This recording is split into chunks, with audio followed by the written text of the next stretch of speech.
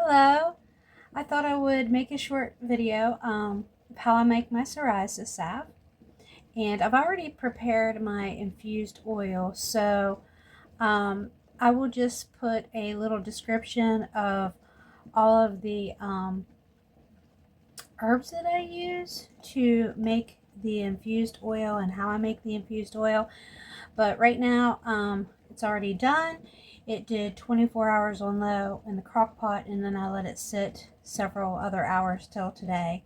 And I'm just going to strain the herbs out so that I have nothing but oil. So let's do that.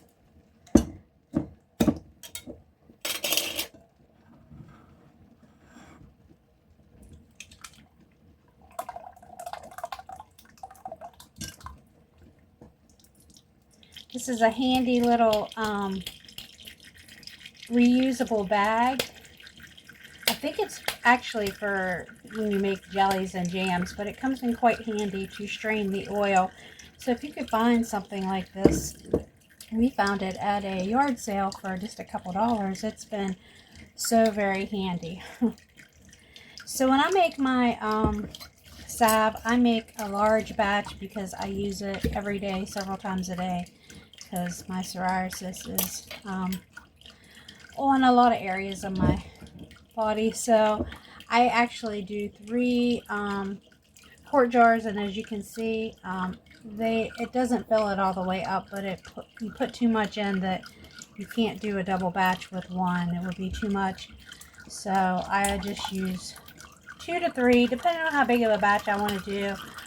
If you're just starting this, you might just want to do a single little batch to try it.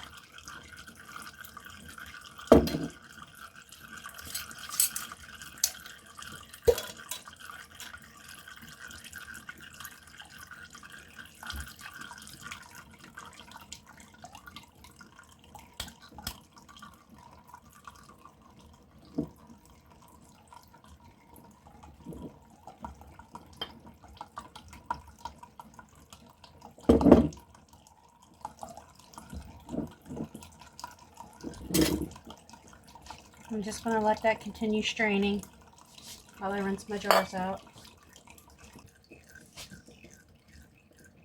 So you can see that the oil is slowing down as it continues to drain, and there is a good bit of the plant material from the herbs that I used inside of it, but we're going to try to squeeze out every little bit of that infused oil that we can, because we want to get as much as possible. So I just gently take and squeeze the bag to encourage more oil. See, we still have a lot of that good infused oil in there that we need.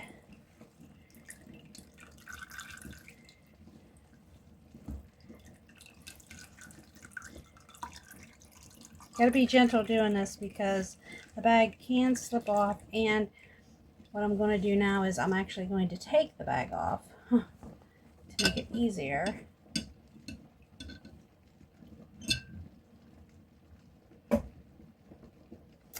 And then I just close it up so none of the plant material comes off, and I just twist it around like this to squeeze as much as that infused oil out, because you want to get all that lovely infused oil that has all that healing properties of the herbs that is in it.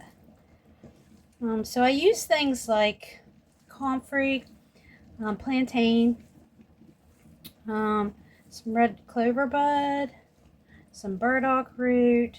I'm trying to think what all I put in it. Calendula helps with the itching. There's several things that I put in it, and then I use you can choose whatever oil you want, but the organic, the extra virgin olive oil seems to be the cheapest route for us, and I get it by the great big bottles because I go through a lot of this. But sometimes I do add some coconut oil when I go to finish off the product, which is what I'll be showing you how to do here in just a little bit, because the coconut oil does help, adds a little more with helping with the dryness. You don't have to do that. That's just, I choose to do it just a little bit. But like I said, you can choose whatever oil you're comfortable with. And I just squeeze as much of this oil out as possible.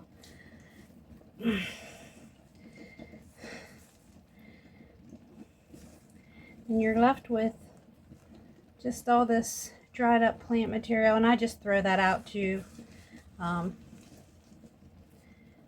out my little bucket. So I'm going to throw this away and I'll come back. And as you can see, the little bag, it's reusable, so it washes out quite nicely. I use Dawn dish liquid, and you just wash it out, dry it, and it's ready for your next use. So I'm going to pause the video and we'll come back. Okay, so we have our infused oil, and I use the glass measuring thing so I can see how much oil I have. I'm going to get it done. And so right now we're sitting roughly at about 6 cups of oil. And so the ratio of beeswax to your infused oil is about 1/4 of a cup beeswax to 1 cup of infused oil. And so I'm going to measure out 6 1/4 cups so I don't mess myself up in my thinking.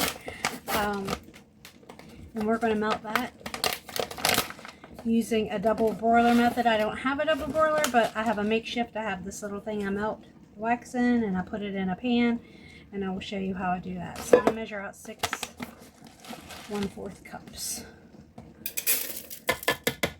And I'm melting my wax before I add it to my oil just because it makes it a little easier.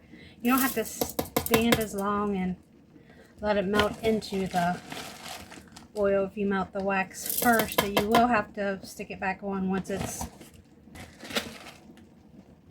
6.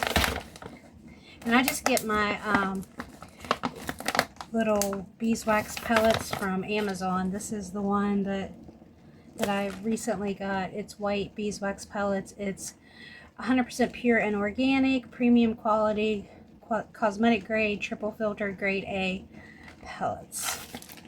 And it's 2 pounds, and it'll last through several batches. So okay, so I have it measured out in my little container, and I'm just going to pause the video and get a pan with water to stick on the stove and show you how I do my double broiler method. So here's what I do. I don't have a double broiler, so I just take a pan and I put water in it, and then I take this little container with my beeswax and just stick it in the top. And you have to be very careful. I have gas, so I turn it towards low on the front burner that provides more heat going up into the pan, because it does take a while. So I'm going to pause this again while this beeswax melts. I just wanted to turn this back on to show you how the beeswax is coming along. A reminder to make sure you stir often as it is melting. And while the beeswax is continuing to melt, I wanted to go ahead and in my oil, because my oil is going to go in the pan next, add about 1/4 of a cup of, I'm going to say about 1/4 of a cup of the coconut oil. And it's been in here. It should be solidified, but because it's been in here by all this stuff, it's kind of melted a little bit, so it's going to make it pretty easy to mix it in here with this. Again, you can, actually I'm going to add 1/2 cup, so 2 1/4 cups, because I did end up with more oil this time than usual. You don't have to add the coconut oil. Sometimes I don't, if I don't have enough or don't have any. But it just adds a little more moisture to the salve. Okay, our beeswax has thoroughly melted. You can see it's liquid. So I'm going to remove it, put our other oil on, and then show you as I add. So into my makeshift double broiler, my glass measuring pan with the olive oil, infused oil with all my herbs, and the little bit of coconut oil I put in it. You got to be very careful. See how it's almost to the tip top, but Just be very careful when stirring this. I'm just going to heat this a little so when I put my wax in, it doesn't start to solidify again. So now I'm just going to pour my wax into my oil. Ooh. And it is going to solidify a little bit until it melts back down. That's okay. It's not going to have to melt all the way. So you see our beeswax and everything is melted together. And I'm just stirring it to, drop the phone, just stirring it to make sure it's well mixed, and then we're going to pour. Okay, so now we're ready to pour, and you have to be very careful because this is very hot. And so I use pot holders. And I use containers that I just rewash because I use them for myself. And if you just wash them out, you can use them over and over in there. I'm spilling it. You can simply use them over and over. I usually don't have this problem. My hand's kind of shaky today. I always put my containers on wax paper, so if I do have a spill like that, it's not all over my counter. It's actually on the wax paper. And you can easily clean your containers off where spills occur. They just wipe off with a paper towel. It's really nice. So just pour your salve in, and then you will let it set up until it hardens, and then put your lid on it. And that's basically it. So pray that this was beneficial to someone. Oh, and there I just overdid it again. Not paying attention. I pray that this was beneficial to someone watching today. They learned how to do something they didn't know how to do. Again, I will put in the comments the recipe and the directions. God bless.